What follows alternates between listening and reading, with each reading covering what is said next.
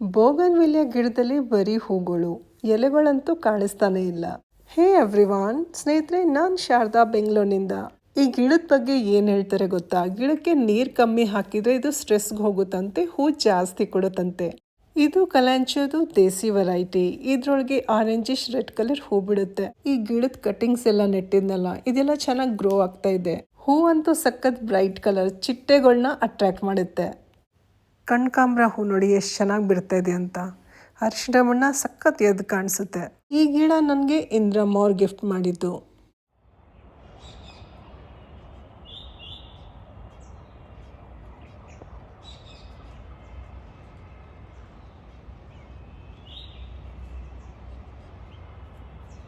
ಗಿಡಕ್ಕೆ ನೀರು ಹಾಕೋಣ ಅಂತ ಮೇಲ್ ಬರ್ತಾ ಇದ್ದೆ, ನೋಡಿದ್ರೆ ಬುಲ್ಬುಲ್ ಹಣ್ಣು ತಿಂತಾ ಇತ್ತು. ಸರಿ, ದೂರದಲ್ಲೇ ನಿಂತ್ಕೊಂಡು ವಿಡಿಯೋ ಮಾಡ್ಕೊಂಡೆ. ಯಾವುದೋ ಬೇರೆ ಬುಲ್ಬುಲ್ ಅದಕ್ಕೆ ಸಿಗ್ನಲ್ ಕೊಡ್ತು, ಅದಕ್ಕೆ ಅದು ಹಾರಿ ಹೋಯ್ತು. ಹತ್ತಿರ ಬಂದು ನೋಡಿದಾಗ ತುಂಬ ಚೆನ್ನಾಗಿ ಹಣ್ಣು ತಿಂದಿತ್ತು. ವಾಟರ್ ಲಿಲ್ಲಿ ರೀಪಾಟ್ ಮಾಡಿದ್ದೀನಿ. ಇದ್ರೊಳಗೆ ಆಲ್ರೆಡಿ ಮೊಗ್ಗು ಬಂದಿದೆ, ನೋಡ್ಬೇಕು ಯಾವಾಗ ಅರಳುತ್ತೆ ಅಂತ. ಮೊಗ್ಗು ಬಿಟ್ಟಿದೆ ಅಂತ ನಿಜವಾಗ್ಲೂ ನಂಗೆ ಗೊತ್ತಿರಲಿಲ್ಲ. ಗಿಡ ಹೊರಗಡೆ ತೆಗೆದ್ಮೇಲೆ ನೋಡಿದಾಯ್ತು. ಟಬ್ನಲ್ಲಿ ಇನ್ನೂ 4 ಗಿಡ ಸಿಗ್ದು, ಇದನ್ನು ಇದೇ ಪಾಟಲ್ಲಿ ರೀಪಾಟ್ ಮಾಡೋಣ ಅಂತ.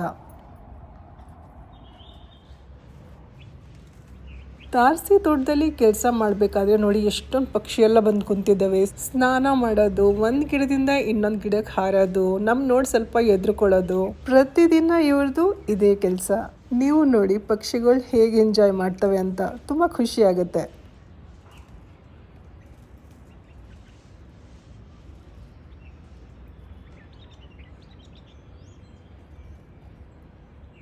ಇದು ಮಾರನೇ ದಿನದ ವಿಡಿಯೋ. ಸಪೋಟ ಹಣ್ಣು ನೋಡಿ ಇಲ್ಲಿ ಬಂದು ಬಿದ್ದಿದೆ.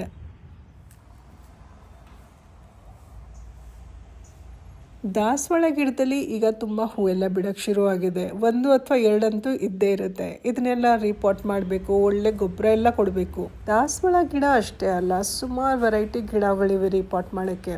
ಈಗಲೇ ಗಿಡಗಳೆಲ್ಲ ಚಿಗುರಕ್ಕೆ ಶುರು ಆಗಿದ್ದಾವೆ. ನಾನಂತೂ ಫೆಬ್ರವರಿವರೆಗೂ ಕಾಯೋಕ್ಕೆ ಹೋಗಲ್ಲ. ಜಾನ್ವರಿ ತಿಂಗಳಲ್ಲೇ ರೀಪಾಟ್ ಕೆಲಸ ಶುರು ಹಚ್ಕೊಂಡಿದ್ದೀನಿ. ಸಣ್ಣ ಸಣ್ಣ ಸುಂದರವಾದ ಕಲರ್ಫುಲ್ ಹೂಗಳು ನೋಡ್ತಾ ಇದ್ದೀರಲ್ಲ, ಇದು ಕೋಲಿಯಸ್ ಗಿಡದ ಹೂಗಳು.